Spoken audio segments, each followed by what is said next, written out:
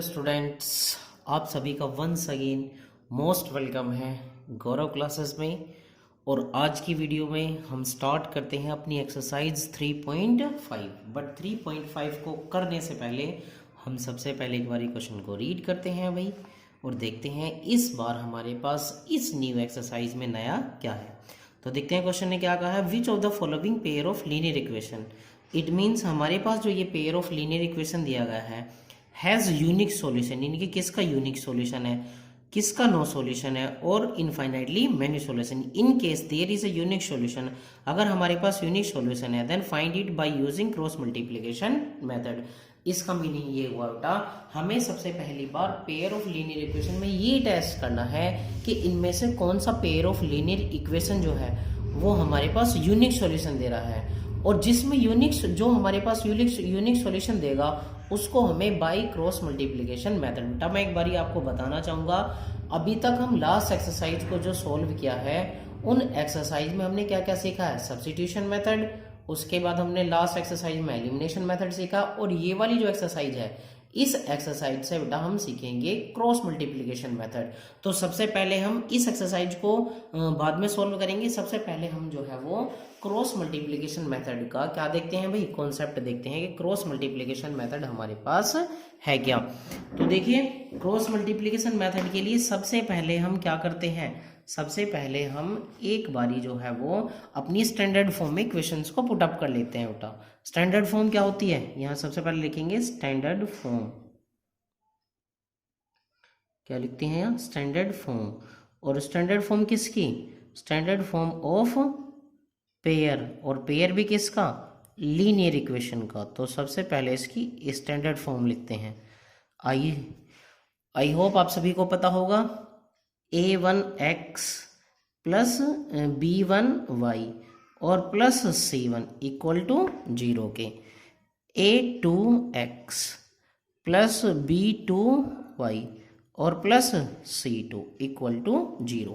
ये हमारे पास होती है बच्चा इसकी स्टैंडर्ड फॉर्म, किसकी, पेयर ऑफ लीनियर इक्वेशन की स्टैंडर्ड फॉर्म। तो अब सभी बच्चे याद रखेंगे हमें क्रॉस मल्टीप्लिकेशन मेथड में जो है वो इसको करना कैसे है। तो क्रॉस मल्टीप्लिकेशन में पहले लिखेंगे बेटा x, उसके बाद लिखेंगे y, और उसके बाद लिखेंगे यहाँ से कितना 1 लिखेंगे हमारे पास, x y और उसके साथ साथ 1।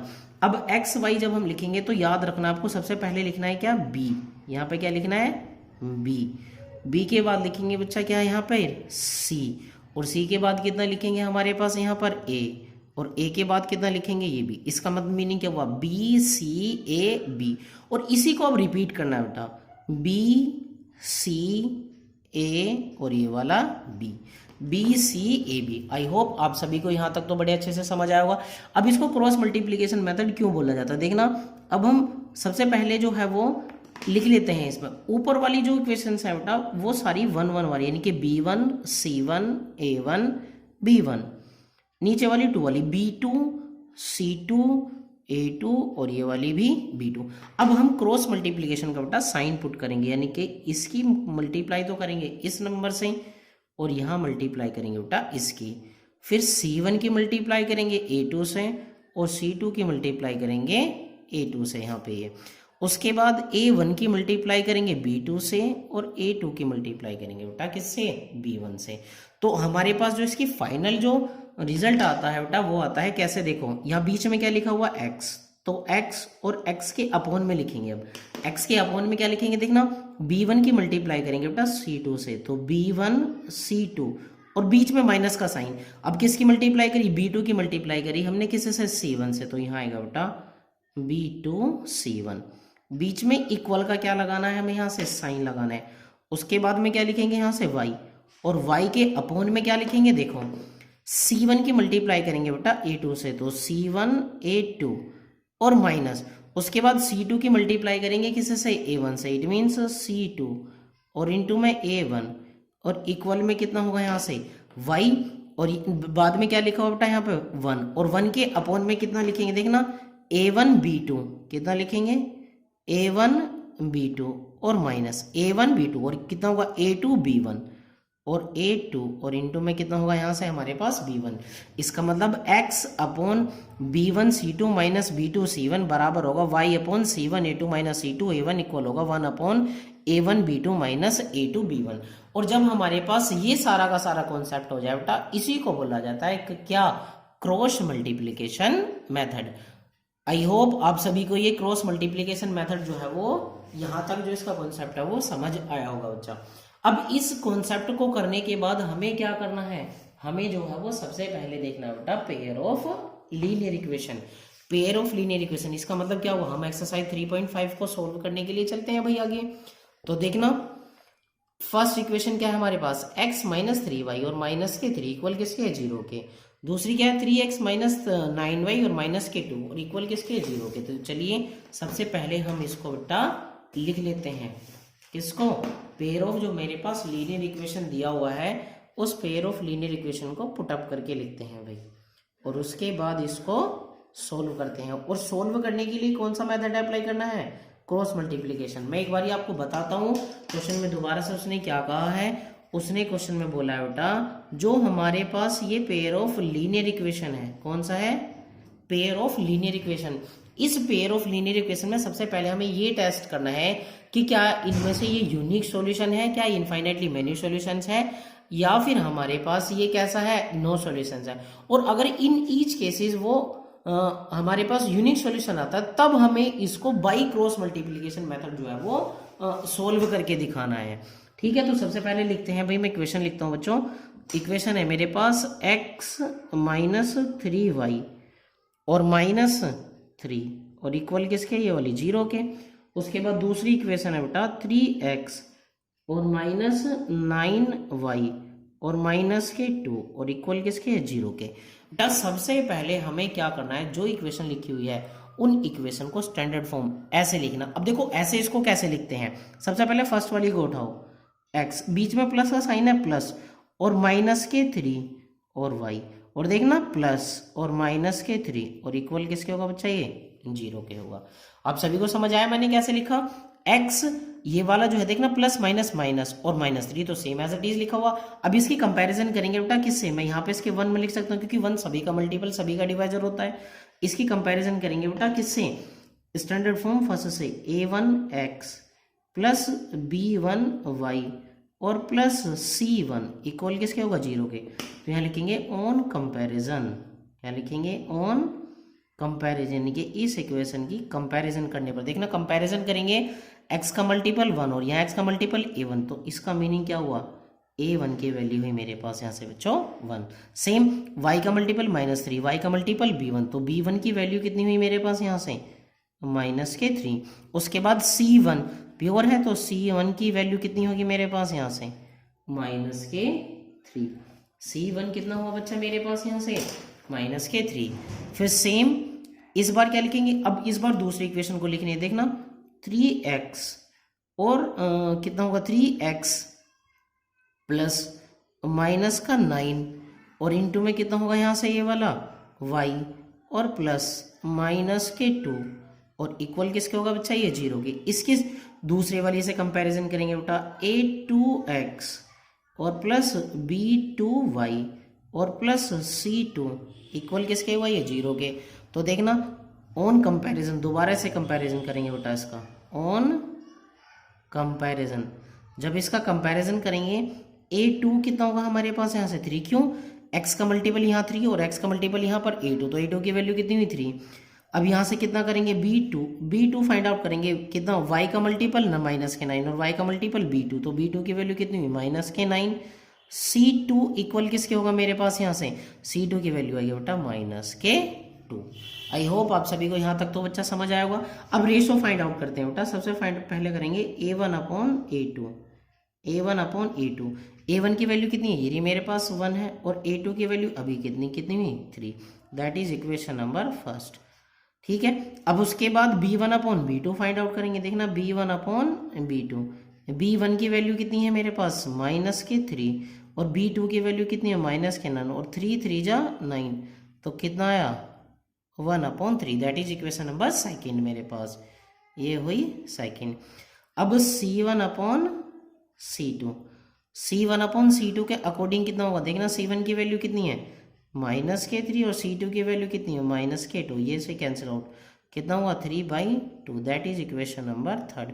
तो देखना from first second and third, from first second and third, तो जो फर्स्ट सेकेंड एंड थर्ड के अकॉर्डिंग देखना A1/A2 तो इक्वल है किसके B1/B2 के, बट ये नॉट इक्वल है किसके C1/C2 के। और आई होप यहाँ पर आपको पता होगा बेटा कि ये जो कंडीशन होती है this condition is no solution. ये कंडीशन कैसी होती है बेटा, नो सॉल्यूशंस की कंडीशन होती है। जब ये नो सॉल्यूशन वाली कंडीशन है तो इसका मतलब क्या होगा, इसका कोई भी सॉल्यूशन नहीं होगा बच्चा। आई होप आप सभी को ये वाला जो क्वेश्चन नंबर फर्स्ट का फर्स्ट वाला पार्ट है ये बच्चों समझ आया होगा बड़े आसानी से, ठीक है।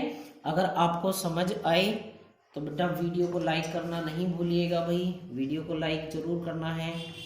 उसके साथ साथ अब हम इसका सेकंड वाला पार्ट करना सोल्व करते हैं बच्चा, इसी का सेकंड वाला पार्ट देखते हैं बच्चों।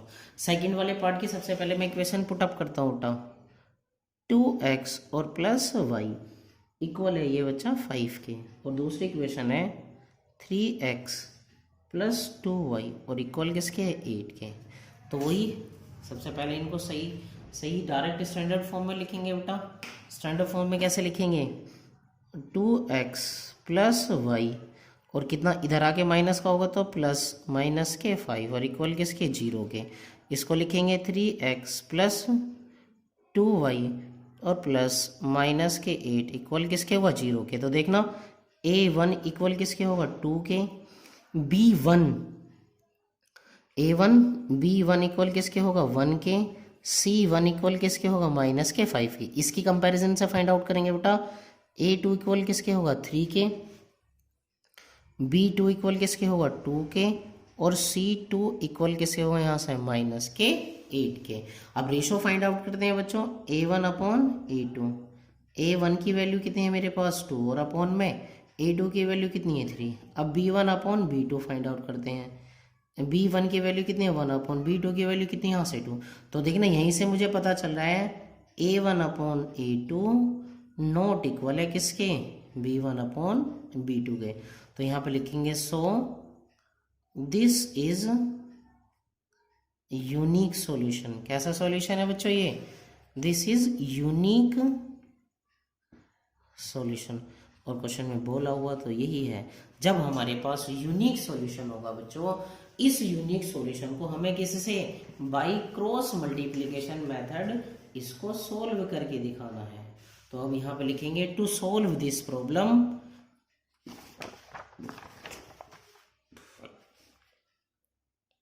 to solve this problem we use कौन सा, we use cross multiplication method,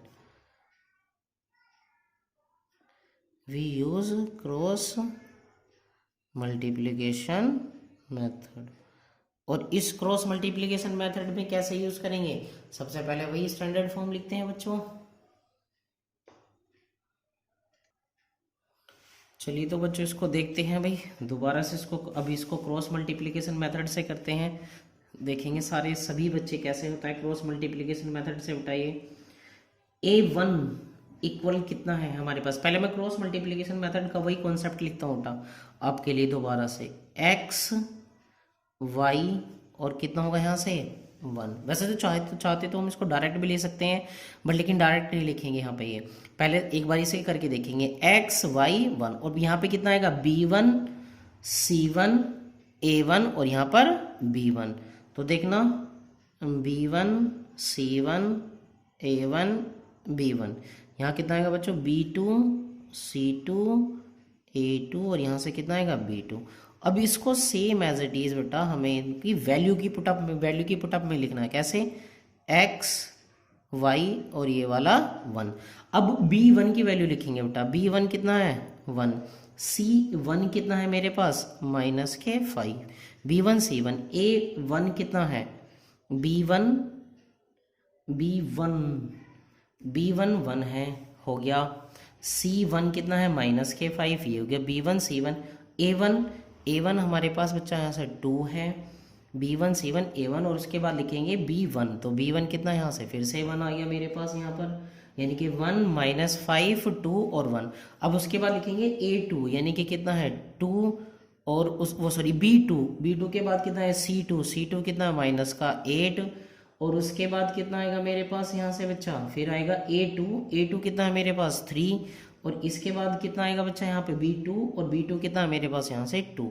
अब इसके बाद क्या करेंगे बच्चों, यहाँ से क्रॉस मल्टीप्लाई कर देनी है बस हमें यहाँ से, इस तरीके से क्या करेंगे ये क्रॉस मल्टीप्लाई। और जब क्रॉस मल्टीप्लाई करते हैं तो बेटा क्रॉस मल्टीप्लाई में सबसे पहले लिखते हैं x/1 की मल्टीप्लाई करेंगे बेटा -8 से, यानी कि 1 -8, और -2 की मल्टीप्लाई करेंगे किससे बच्चा, -5 से। उसके बाद यहाँ पे y के अपॉन में क्या लिखेंगे देखना, -5 की मल्टीप्लाई करेंगे किससे 3 से, और -2 की मल्टीप्लाई करेंगे -8 से, और इक्वल में लास्ट वाली कितना बचेगा 1 के अपॉन में कितना आएगा 2 की मल्टीप्लाई करेंगे किससे 2 से, और -3 की मल्टीप्लाई करेंगे बच्चा किससे 1 से। तो फाइनल मेरे पास कितना आएगा यहाँ से निकल कर x और x के अपॉन में 1 8 जा 8, यानी कि -8, और माइनस प्लस, और 2 5 जा कितना होगा मेरे पास यहाँ 10, और y अपॉन में 3 5 जा 15, तो कितना आएगा -15, और माइनस प्लस, और 8 2 जा कितना होगा यहाँ से 16, और 1/2 जा कितना होगा यहाँ से 4, और -3 1 जा 3, तो कितना आएगा x/10 में से 8 गया बच्चों, कितना बचेगा यहाँ से 2, इक्वल में y के अपॉन में 16 में से 15 गया, कितना बचेगा भाई यहाँ से ये वाला 1,